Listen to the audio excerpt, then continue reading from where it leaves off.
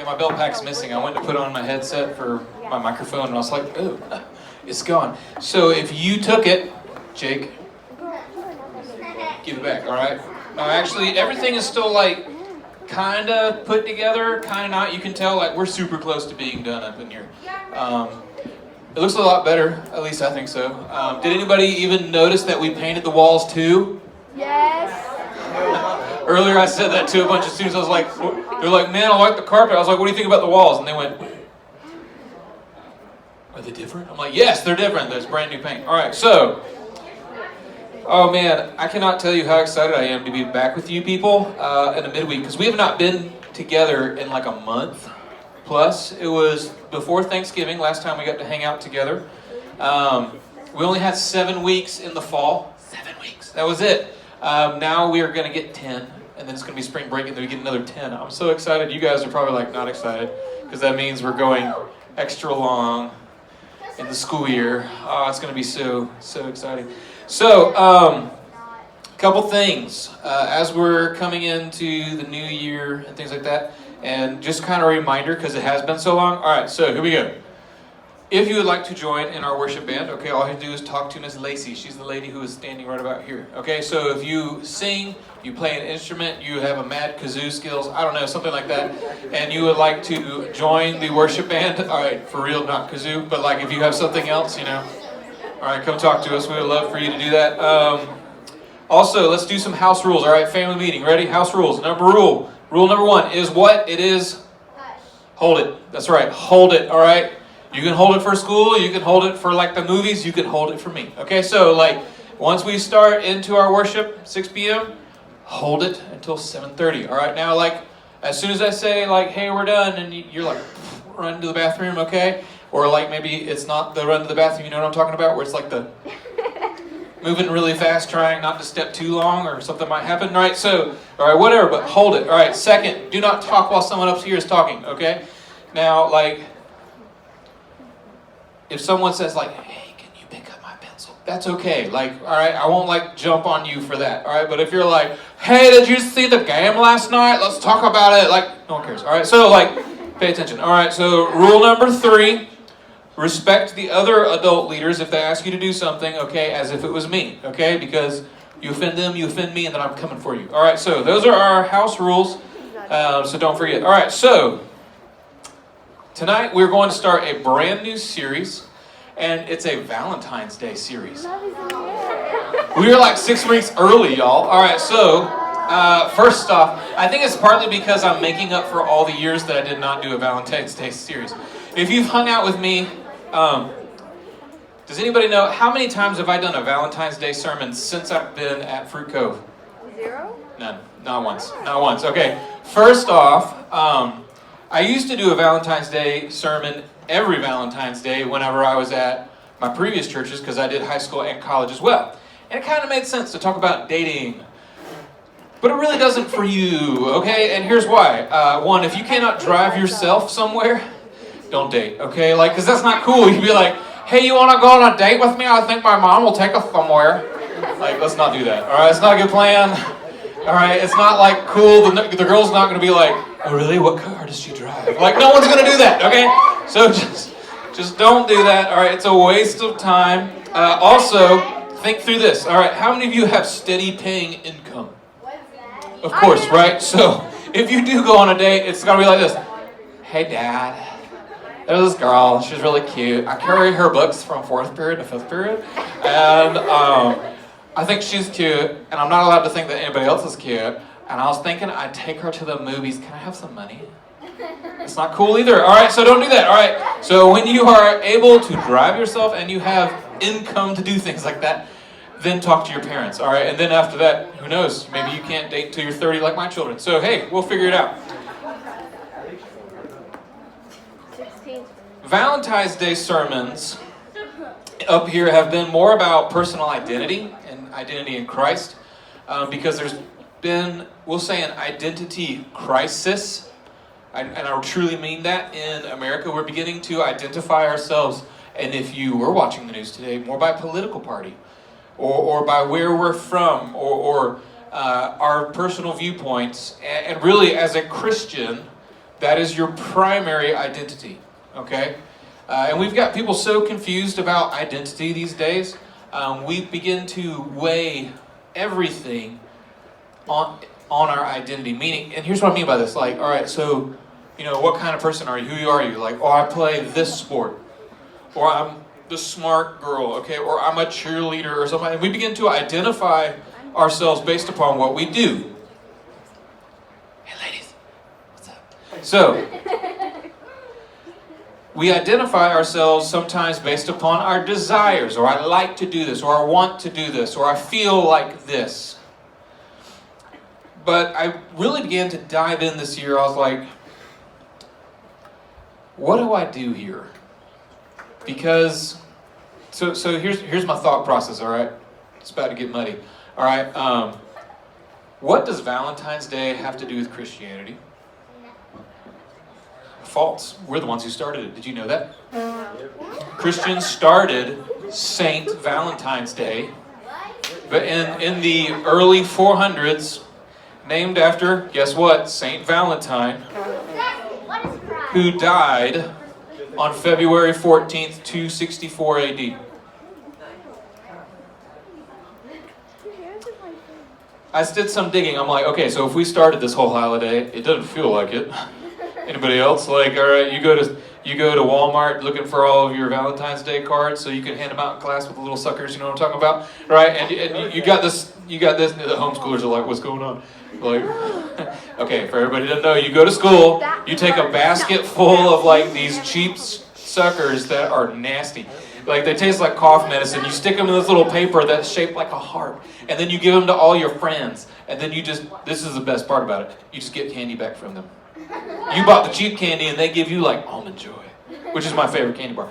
So, Saint Valentine was martyred for the faith. Okay, we're going to get there. All right, slow down. Martyr technically means witness in the original Greek. All right, the martyr was just someone who spoke up as a witness. But if you were a martyr for Christ, it meant you were going to die. Because you spoke up for your faith, and so that meant you were going to be persecuted, and then you were going to be killed for your faith. And so now, when we talk about a martyr, we actually mean someone who died for what they believe in. All right, so a Christian martyr. In Rome, there was a holiday called Lupercalia. Yep, a Lupercalia. It was a pagan holiday. It involved lots of pagan things that are disgusting, and I'm not telling you about any of them. But as part of this, because Christians lived in such a different world than everybody else, they would capture Christians, they would persecute Christians, and eventually kill them.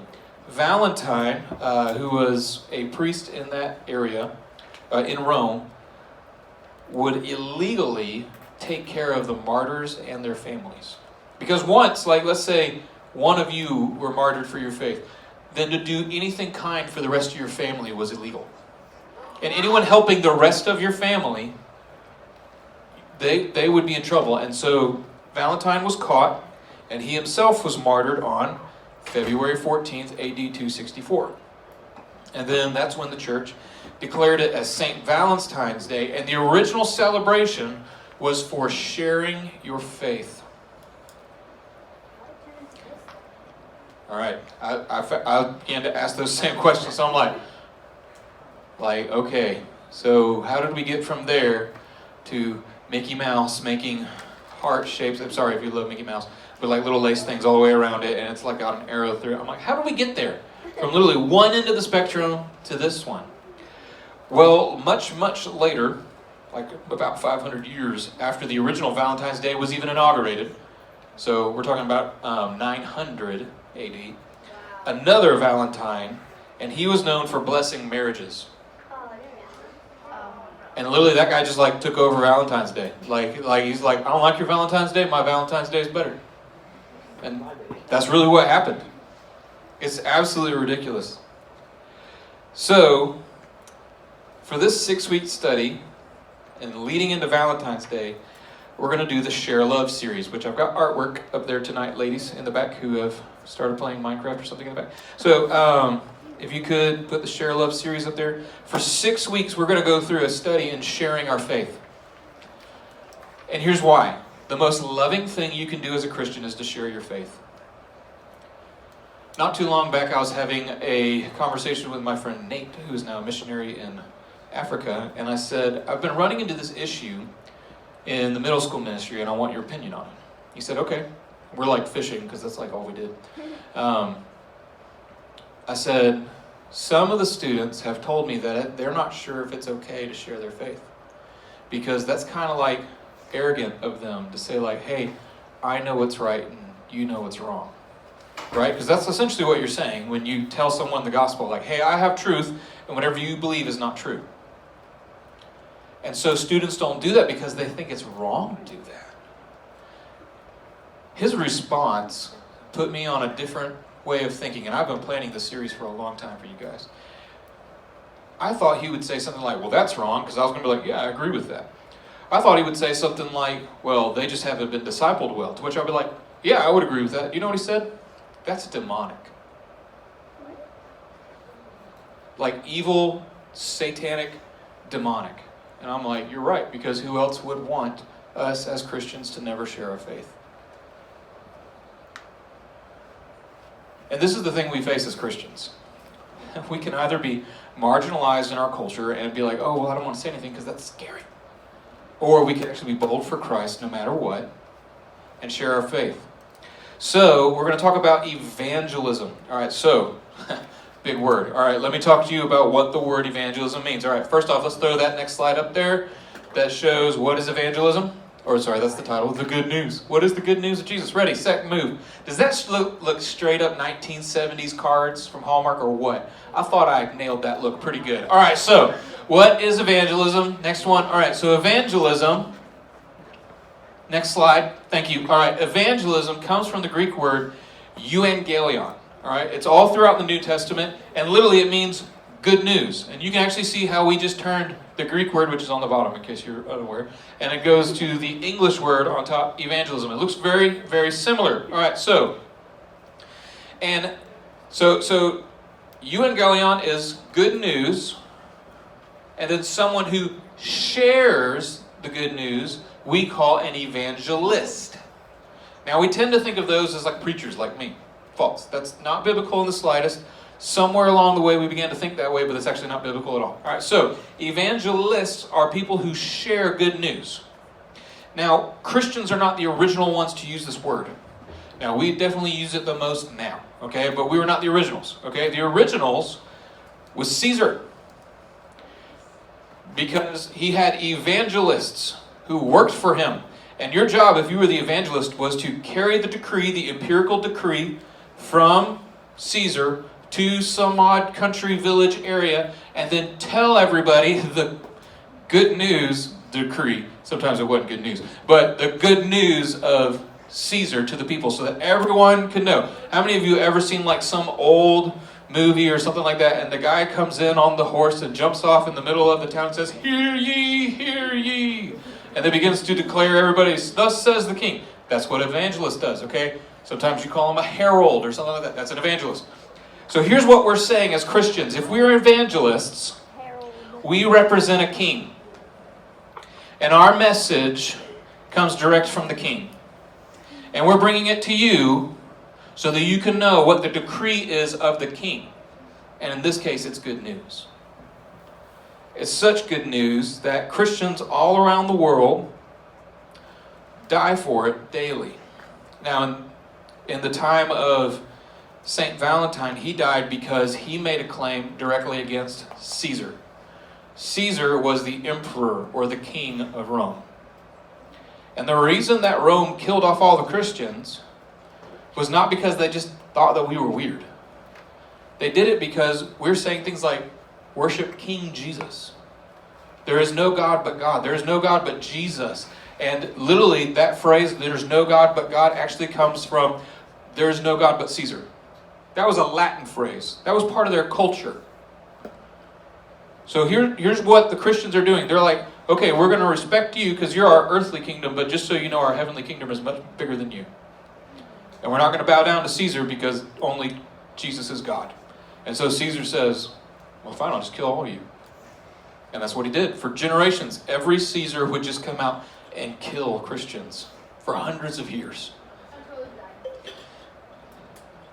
That's what it is to be a Christian, because it may cost you something. I've got this as a side note, and I'm going to say it. If your idea is that Christianity doesn't cost you anything, I think you may have bought into a cheap Christianity, like a cheap fake Christianity. You know what I'm saying? Like where like the real thing is like heavy and sturdy, and you're like, that's real. But then you get the fake one, and it's like soft and fluffy and plastic and not good. I'm so afraid that so many Christians have bought into the fake Christianity, where it's easy to be a Christian, and it doesn't cost them anything. Because if Jesus is your king, he's the master of your life. You have to lose yourself when he becomes the master of your life.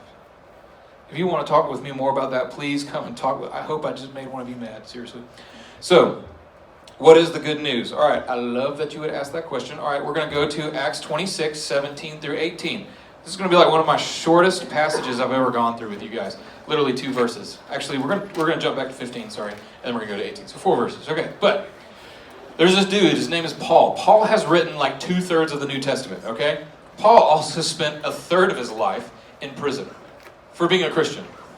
Now, that's really interesting, because if you don't know this about Paul, Paul used to be known as Saul, and Saul actually hunted Christians and put them in prison. That was like his job. He had, like, no joke, he went to these special politicians called the Sanhedrin, and he says, hey, I hate Christians. They're like, hey, we hate Christians. And he says, hey, I'll go hunt them down for you. And they're like, cool, we'll pay you to do it. That was his job. And he would go to town to town to town, and he would hunt down Christians. Well, then he became one on the way to a city named Damascus, where he's going to hunt down Christians, and he interacted with Jesus. By the way, that's generally how Jesus works. Like, you're not really looking for Jesus, but when you interact with Jesus, he generally kind of like wrecks your world for a minute.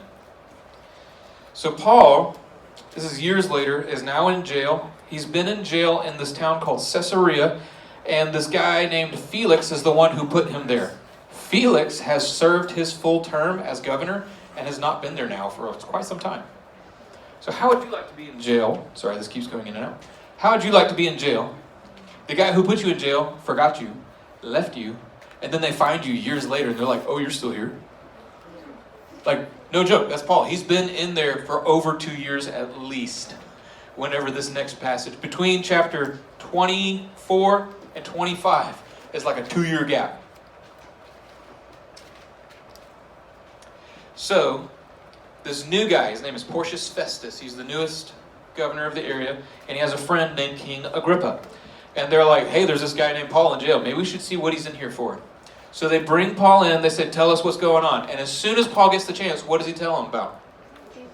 Does he say something like, I've been unfairly in jail for years. I want my lawyer, right? Like, get me out of here. I'm going to sue all of you. No, he didn't say that at all.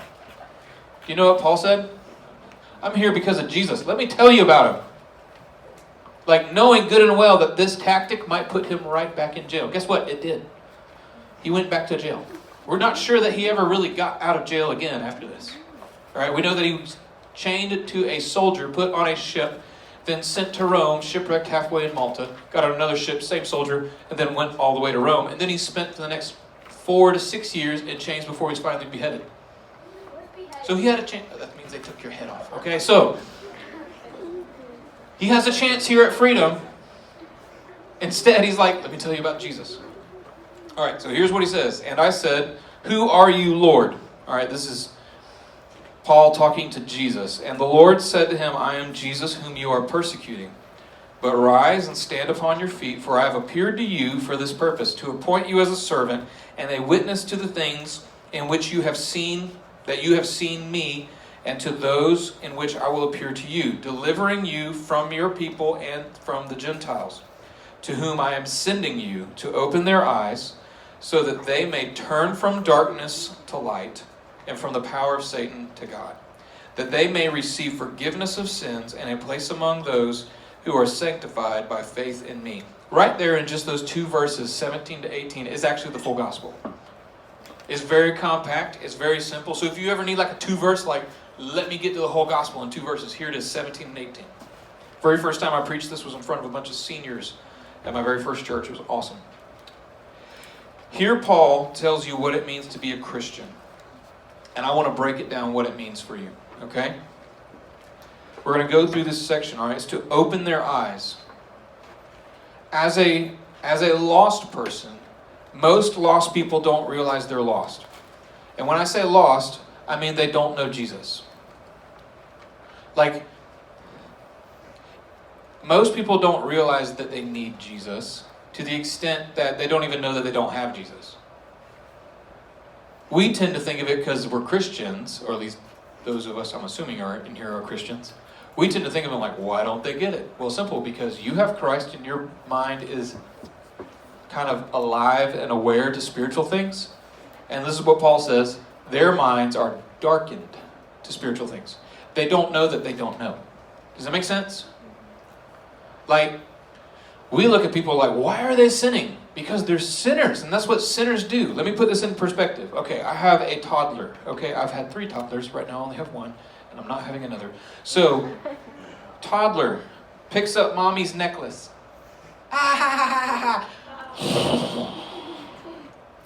It went down.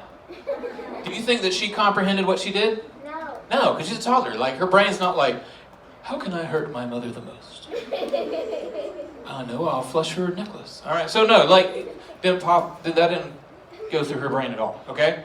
Instead, she just did it because she was like, I wonder if it'll go down. Which is generally how you guys operate sometimes. Like, I wonder if it'll go down. Right? You'll get that later. All right, so, in the same way, a sinner sins because they don't know any different. The idea that I might be offending God in how I just said that, or how I just treated that person, or what I did, never enters their mind. So don't be surprised when they don't understand you as Christians. Because you're the weird one. Like literally, percentage-wise around the world, you're the weird one because you took time to think about what God might want for your life. You want to open their eyes so that they may turn from darkness to light and from the power of Satan to God. All right, let's talk about the darkness a little bit. All right, so I think all of you can agree at some point that this world has got some problems. Yeah? Okay. Anybody, been on YouTube lately or something? Like, I mean, come on. Like, this world is pretty messed up. Things like COVID exist. All right, people hurt, people die, people lie, people cheat. There's pain, there's sorrow, there's grief, there's death. All right, we're enough to deal with these things, right? To know that these things are out there. We're old enough. Here's what makes Christianity a little different than some of the other isms out there. It wasn't made this way. Like secular humanism, Buddhism, Sikhism, Jainism, Taoism, some of those other beliefs out there, they believe that things were worse and they're actually getting better. Particularly secular humanism, or what we would refer to as atheism. Okay? It means that we can take care of ourselves. And by doing the right things, making good decisions, and all driving Teslas, we can all make the world a better place. Like, that's kind of the thoughts that they have, okay? If you like Teslas, I'm not hating on Teslas, okay? We believe as Christians that in the beginning, God made everything perfect, without sorrow, without pain. But we're the ones who rebelled against Him, and humanity's the one that messed it up. And now it's getting worse. That puts us in a bit of an opposite paradigm. The very first 2 people, we believe, Adam and Eve. If you want to argue about that, come talk to me. I'll argue with you about it. But Adam and Eve, they're the ones who were the best of us. They were perfect. They had never sinned. They had never lied. They had never lied to each other. As husband and wife, they had never stolen anything. They'd never done anything wrong, ever. And there was no shame between them. But they're the ones who sinned and rebelled against God and wrecked it for the rest of us. And then as part of that, we're told that death entered the world. Now, not just physical death, even though that's definitely part of it, but spiritual death. Now, I'm going to get in some really deep water here. As Christians, we refer to that as hell. I know, it's not cool right now in our culture to say that people go to hell for eternity. That's what this says, okay?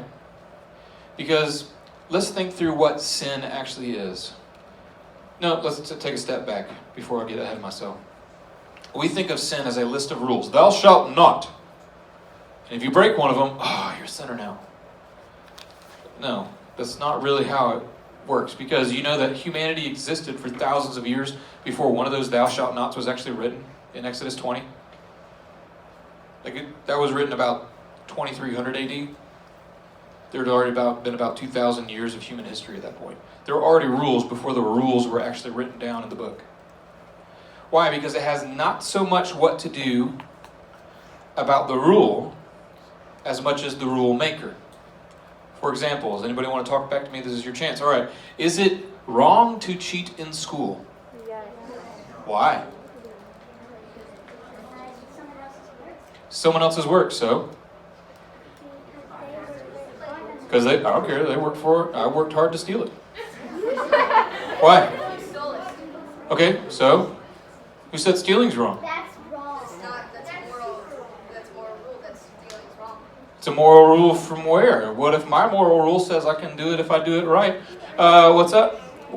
Why is it wrong? It's wrong because the parents taught me. Okay, what makes my parents right? Oh. Their parents. What if my parents raised me wrong? Well, your parents have to be right because it's part of the Ten Commandments, and the Ten Commandments are always correct. You have to obey. You mean the Ten Commandments that come from Exodus 20 that was written by other guys? What makes them right? God. Do we have record of that? Where God said, hey, Moses, are you listening? Write this down. How do we... We do have to. It actually does say this, like literally pull out your hammer and chisel on this big rock and chisel it out. All right, here's what I'm getting at. Like, I thought you were going to go the teacher route because the teacher said it was wrong. Okay, so like that's what I was thinking. I was wrong. All right, so in the end, I knew eventually you guys were going to have to get to God somewhere. Because deep within us, that's exactly how morality works. If you say something's wrong, and you say something is right, the exact same thing, who's right, who's wrong? Why?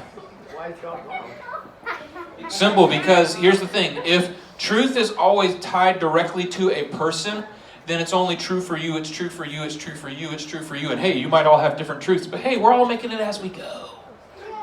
That's literally called relativism. And it's alive and well. It's called you do you, I do me. Literally, there is no right, it's just leave me alone because I have the own things that I want to accomplish, so bug off, okay? Like, that's how life works in modern America right now. It's all relativism. Truth is tied to a single individual. But the problem is that doesn't work. It's a logical fallacy. Like, literally, it cannot exist. So, to get to a truth statement, something has to be absolutely true.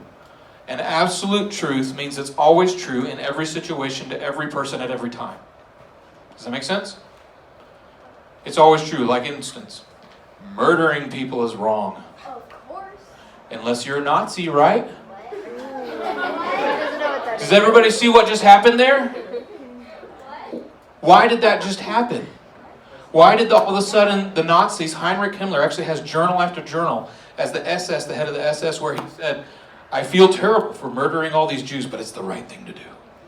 This is in his journal. How did he get there? No, I don't have his journal. Like, that's worth millions. Okay, like, it's in a museum. Gosh. All right, so, why would that be there? Simple. He made up his own rules, and he no longer considered God. He thought in order for humanity to make it to the next layer of evolution, his words, not mine, that we had to get rid of all the bad genetics. Jewish people. That's the premise of Mein Kampf from Hitler. Or maybe you're unaware that the original name was The Origin of Species and That of Lesser Races by Charles Darwin, written in 1859. You see, if there is no God that says this is absolute truth, and you say true, you say true, you say true, then it all falls apart. So we have to have God who said, this is wrong. Therefore, when you disobey, you're not just disobeying a list of rules of thou shalt nots. You're disobeying an eternal God. And so your sin bears an eternal weight. That's why hell is eternal. That's why it lasts forever. Not because of what you did, because of who you offended. Because really, here's what sin is. We tend to think of it again as a checklist of things that you shouldn't do. It's kind of, but not really, all right? We've all heard this one. For all have fallen short of the glory of God. Okay.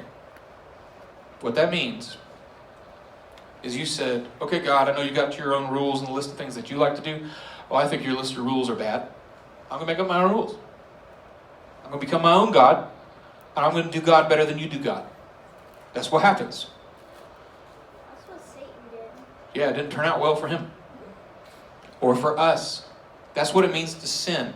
And remember what I was talking about when they said that Jesus is king? Let's put this back in king terms so we can understand evangelism a little bit more. Okay? So that we can understand the gospel a little bit more.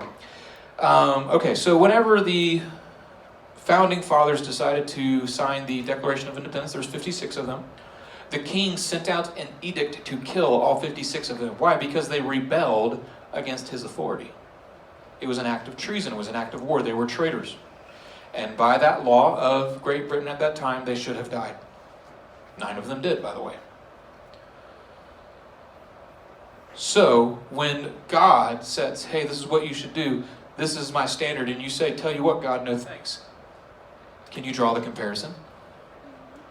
We were rebels. We were traitors. Every time that we say, bump you, God, I'm going to do this instead, what we're saying is, I want to be a sinner. I want to be a rebel. However, God could not leave us there because he loves us. It says this, while we were still yet sinners. Like, he didn't wait for us to be like, Jesus, I need your help. He didn't wait for us to be like, man, I've got a problem. No, instead, while we were still his enemies, God became man. That's what we just celebrated in Christmas, is God becoming a man. He lived like us, every single bit just like us, but he never sinned. He lived the perfect life. That's what makes Jesus beyond unique from us, because he was the God-man who never sinned. So he lived the life that we were supposed to live by never sinning. So if anyone deserves heaven, if anyone deserves favor with God, it was Jesus. Instead, you know the story, instead he was crucified. And you say, historically, maybe because he was trying to, create some sort of rebellion against Rome or something like that. No, instead he became our sin for us. Scripture actually says that he who knew no sin became our sin so that we might have the forgiveness of God. On the cross, Jesus lets out this little word, and he says, my God, why have you forsaken me? He's quoting Psalm 22. And what he's actually doing is saying, God, you have poured out all the wrath, all the anger, all the punishment for all sin of all time on me. And because he's the God-man, he's eternal, he can bear it. And in that moment, he paid for your sin so that you could trade. This is really important. C.S. Lewis calls this the great transaction. What it means is that Jesus took your sin upon himself so that you might take his glory for yourself. This is a terrible deal for Jesus, okay? If that was all the deal was. So now our debt is paid, and we have the opportunity for the forgiveness of sins. Forgiveness is a tricky word. We tend to think of it as like, okay, you did something wrong to me, I forgive you. Meaning like I just absorb all the pain and take it for myself. The Bible's word is deeper. It's got some more meaning to it. It actually means freedom. Like the same word in Greek can sometimes be translated as freedom or forgive. It literally means freedom from your sins. And I think we miss that so much. We begin to think freedom more as, well, I can do whatever I want to do. No, it's you're free from everything that was going to destroy you. That's what it means to be forgiven by Jesus Christ. And by faith, if you trust in Jesus who paid for your debt and the power of the Holy Spirit, you then can receive the forgiveness of Jesus for your life. Now, remember I said that was a terrible deal if that's all the deal was for Jesus? Well, he rose from the grave. And by raising from the grave, now he is the firstborn from among the dead, is what Colossians 1 tells us, meaning that there's going to be a secondborn from among the dead.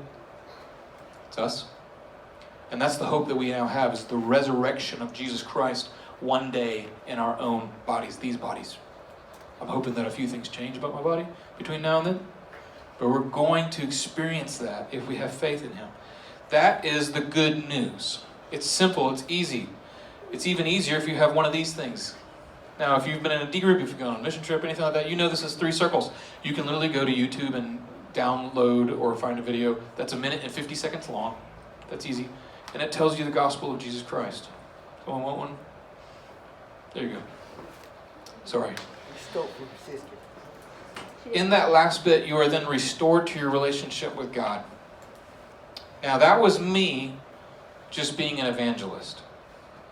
Because I, representing Jesus, just told you the good news. Now, the whole series is going to be built on the idea that I want you to go and represent the good news, represent Jesus to others. But I don't need to get ahead of myself too much. This is important. You cannot be a guide or lead somebody to somewhere you've never been yourself. If you've never personally decided to follow after Jesus, you don't need to be trying to share Jesus with others. You need to make the decision, you, not your parents, not someone else for you, you need to decide that I'm willing to give my life up and make Jesus my king.